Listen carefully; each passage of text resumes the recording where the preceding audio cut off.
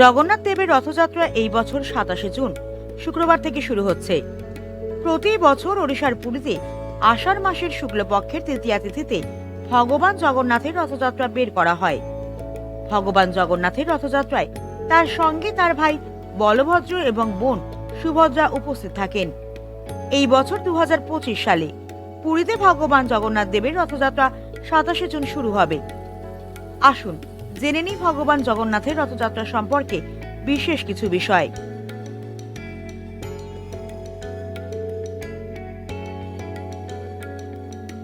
ভগবান জগন্নাথের দর্শন করার পর ভক্তদের সমস্ত দুঃখ কষ্ট দূর হয়।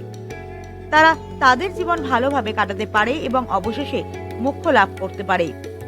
একই সঙ্গে অনেক ভক্ত তাদের ইচ্ছা পূরণের আকাঙ্ক্ষায় ভগবান জগন্নাথের রথযাত্রায় যোগ দেন। ভগবান জগন্নাথের রথযাত্রার সঙ্গে যুক্ত আরেকটি ধর্মীয় বিশ্বাস হল রথযাত্রায় দান করলে অক্ষয় ফল লাভ হয়। ভগবান জগন্নাথের রথযাত্রায় বিশেষভাবে রথ সাজানো হয়। রথযাত্রার সময় ভগবান জগন্নাথ, বলভদ্র এবং সুভদ্রা তিনটি ভিন্ন রথে বসেন। ভগবান জগন্নাথের নন্দীঘোষ নামক রথটি লাল এবং হলুদ রঙের। এটি প্রায় ৪৫.৫ ফুট উঁচু। এই রথ তৈরিতে পেরেক বা ধাতু ব্যবহার করা হয় না, এটি শুধুমাত্র নিম কাঠ দিয়ে তৈরি। এর প্রস্তুতি শুরু হয় অক্ষয় তৃতীয়া থেকে। রথটিতে ১৬টি চাকা রয়েছে। এটি বলভদ্র এবং সুভদ্রার রথের চেয়ে কিছুটা বড়। বলরামের রথের নাম তালধ্বজ, যার উচ্চতা প্রায় ১২.৯ মিটার। সুভদ্রার রথের নাম দেবদলন, যার উচ্চতাও প্রায় ১২.৯ মিটার। রথ তৈরি করার জন্য ফাঁসি এবং ধৌসা গাছের কাঠ ব্যবহার করা হয়।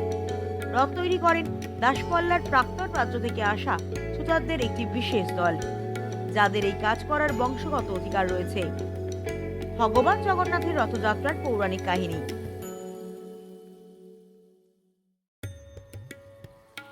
পদ্মপুরাণের কাহিনী অনুসারে একবার আষাঢ় মাসে সুভদ্রা ভগবান জগন্নাথের কাছে শহর দেখার ইচ্ছা প্রকাশ করেছিলেন। এরপর ভগবান জগন্নাথ তার বড় ভাই বলভদ্র এবং বোন সুভদ্রাকে রথে বসিয়েছিলেন। তিনি তাদের শহর দেখানোর জন্য রওনা হন। ভগবান জগন্নাথ, বলভদ্র এবং সুভদ্রা তাদের মাসির বাড়ির গুন্ডিচায় গিয়েছিলেন।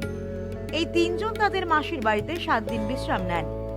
৮ দিনের দিন ভগবান জগন্নাথ আবার তার আবাসে ফিরে আসেন। বিশ্রামের পর তাদের বাসভবনে ফিরে আসার সময়ও অনেক জমকালো অনুষ্ঠানের আয়োজন করা হয়।